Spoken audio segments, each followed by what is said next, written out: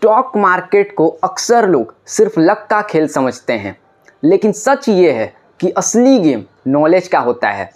और आज की इस वीडियो में हम उसी नॉलेज की बात करने जा रहे हैं जिसने दुनिया के सबसे बड़े इन्वेस्टर्स जैसे वॉरेन बफे और राकेश झुनझुनवाला को एक एम्पायर बनाने में मदद की, जिसका नाम है फंडामेंटल एनालिसिस। ये टेक्निक हमें सिखाती है कि कैसे हम किसी भी कंपनी की रियल वैल्यू को समझ सकते हैं, उसके फाइनेंशियल हेल्थ, बिजनेस मॉडल और ग्रोथ पोटेंशियल को जानकारी के साथ एनालाइज कर सकते हैं। तो अगर आप एक बिगिनर हैं या फिर स्टॉक मार्केट में अपनी पहली इन्वेस्टिंग स्टार्ट करना चाहते हैं या फिर अपनी एग्जिस्टिंग पोर्टफोलियो को और स्ट्रॉन्ग बनाना चाहते हैं, तो आज का ये वीडियो स्पेशली आपके लिए है।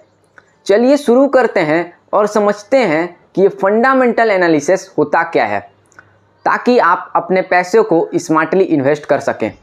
और प्रॉमिस करता हूँ इस वीडियो के एंड तक आप किसी भी कंपनी के पीछे का असली सच समझ जाएंगे। तो चलिए बिना किसी वेट के इस वीडियो को स्टार्ट करते हैं।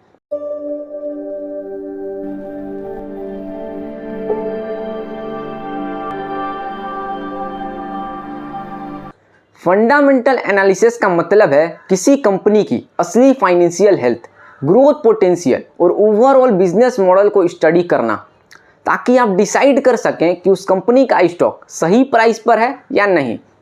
ये एनालिसिस कंपनी की financial statements, management quality, industry position और इकोनॉमिक को देखकर किया जाता है।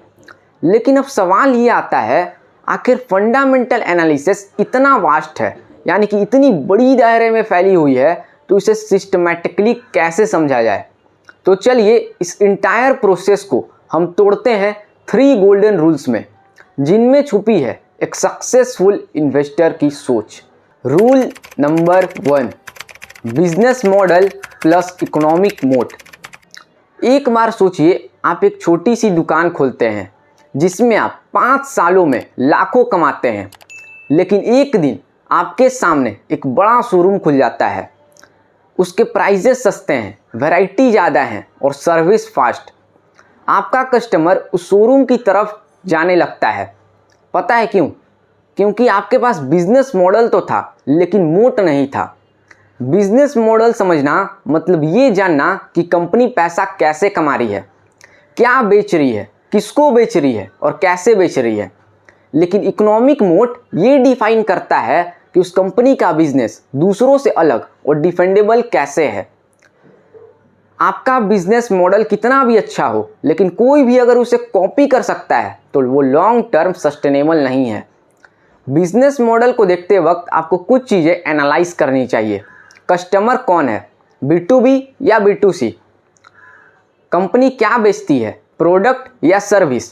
कैसे बेचती है, ऑफलाइन, ऑनलाइन, सब्सक्रिप्शन या वन टाइम? एंड रिवेन्यू कैसे आता है, सिंगल सोर्स ऑफ इनकम या मल्टीपल सोर्स ऑफ इनकम?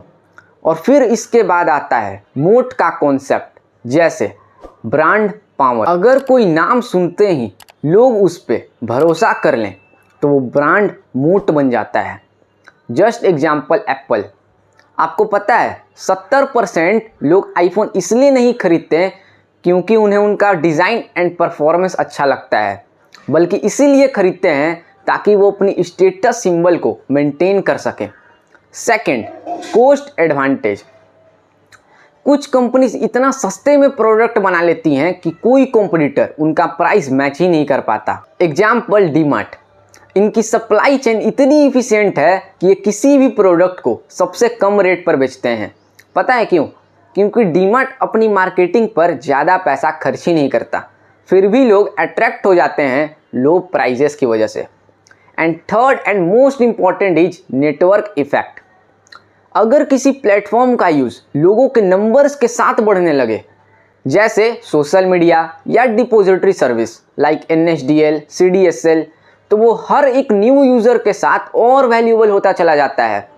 तो जब भी आप किसी स्टॉक को एनालाइज करते हैं तो सिर्फ उसका प्राइस या चार्ट्स को मत देखिए, ये समझने की कोशिश करिए कि आखिर ये बिजनेस मॉडल है क्या, कैसे चल रहा है और क्या कल और कोई आके इसके बिजनेस को छीन सकता है।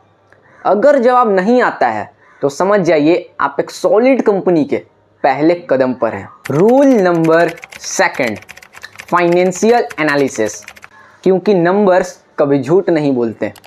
अब मान लीजिए आप एक रेस्टोरेंट खोलने जा रहे हैं। 2 ऑप्शंस हैं आपके पास। एक जगह फैंसी लगती है, फ्रंट पे अच्छी लाइटिंग है और क्राउड्स भी लगते हैं, लेकिन दूसरी जगह थोड़ी सिंपल है।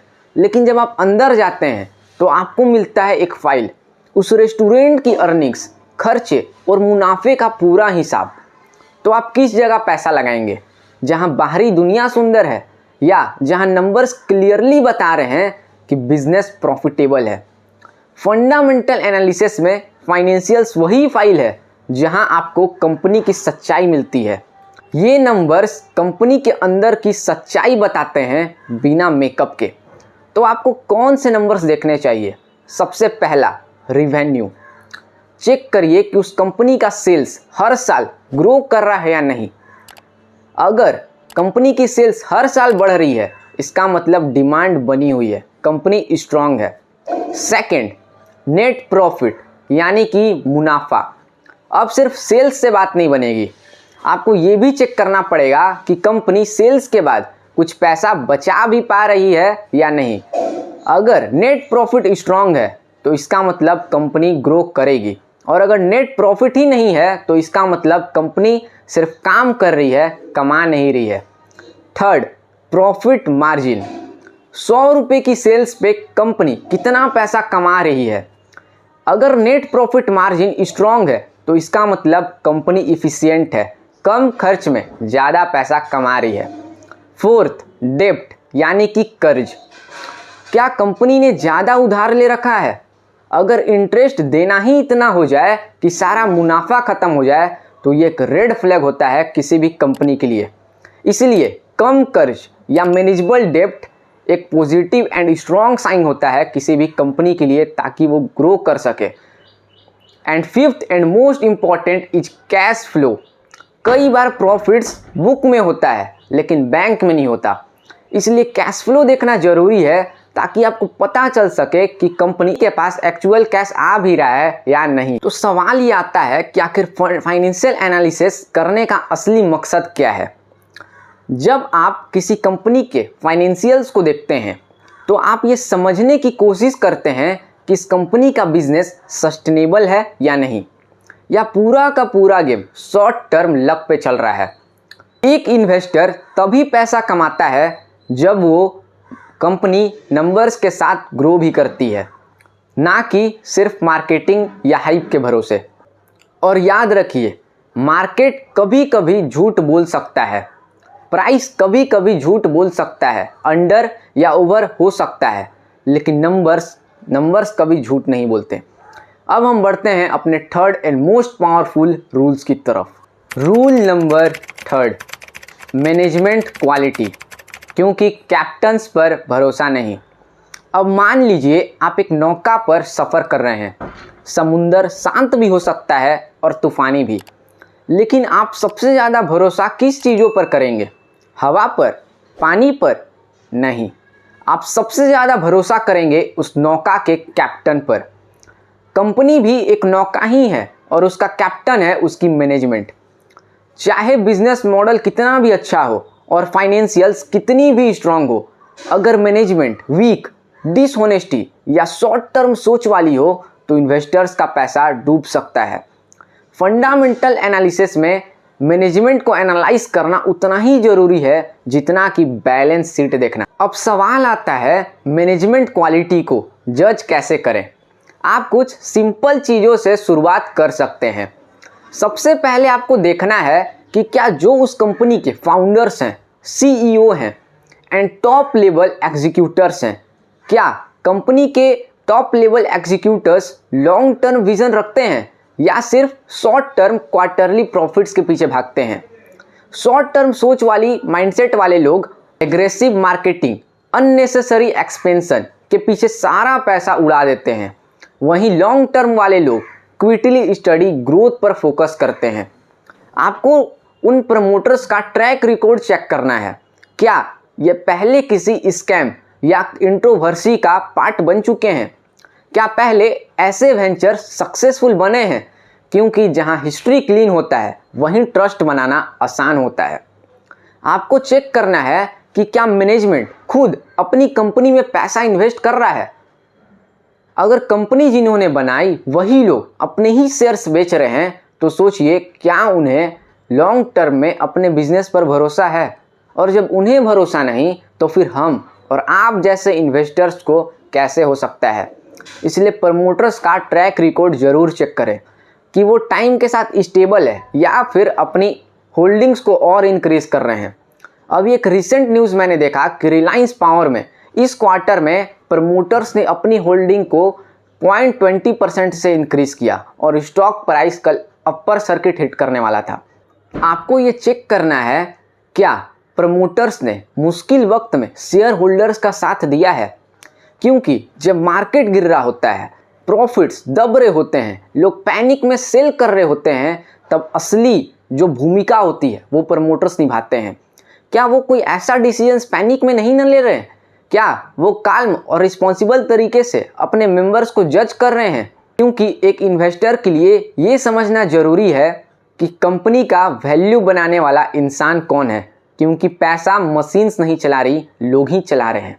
तो दोस्तों, आज हमने जाना कि स्टॉक मार्केट सिर्फ नंबर्स का गेम नहीं है, ये एक बिजनेस समझने की कला है। और जब आप बिजनेस, मैनेजमेंट और फाइनेंशियल्स को डीपली समझने लगते हैं तभी आप एक रियल इन्वेस्टर बन पाते हैं। अगर आपको ये वीडियो वैल्यूबल लगा तो एक छोटी सी लाइक ज़रूर करें और कमेंट करके बताएं कि कौन सा रूल्स आपके लिए सबसे ज़्यादा आई ओपनिंग था।